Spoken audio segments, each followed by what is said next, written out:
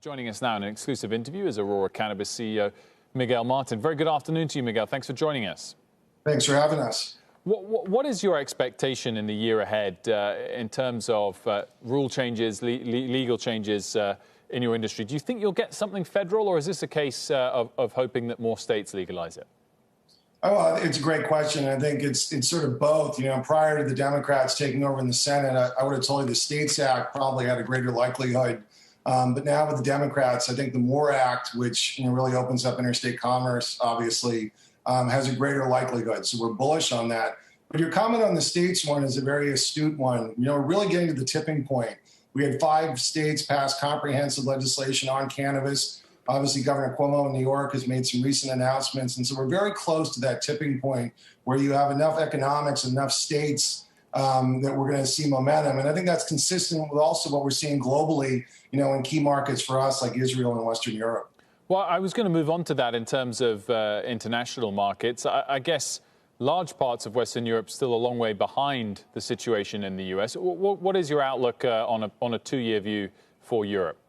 Pretty bullish. I mean, if you look at what's happening in the EU, we just had a great tender in the Netherlands. If you look at the Israeli market, where we have a wonderful partnership and had some great success in the fourth quarter of this year, we're definitely seeing, progress. Many of those countries, are taking a compliance and science-based approach, and we're only 2 years into the Canadian experience. And so there's been a lot of sharing, a lot of focus on the science and compliance aspects, particularly on the medical side. And companies like Aurora that have made significant investments in that and have definitely taken a compliance-first approach are seeing advantages in key markets such as Germany. I think the question for investors, Miguel, is how Aurora is positioned if we do start to see legislative changes in the U.S., in New York, or potentially federally in this country. Your stock was, almost a $200 stock a few years ago. It's now trading at $12. So what's happened here? How are you going to make money and position yourself for when these changes do come?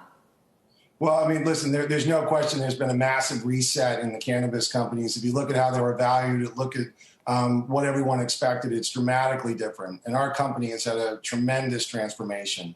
SG&A down from 100 million to low 40 million in a quarter. I've done a lot of strong work on right-sizing production. And the reality is we're focused on making money. And I think you'll see that in the upcoming quarters. When investors look at, companies like ours and they think about something like the U.S., what I would encourage them to think about is what are the assets that companies like Aurora have around genetics, IP, trademarks, science. Those really are the core assets that are portable. And if you think about the U.S. today, the MSOs operate in a state-by-state market.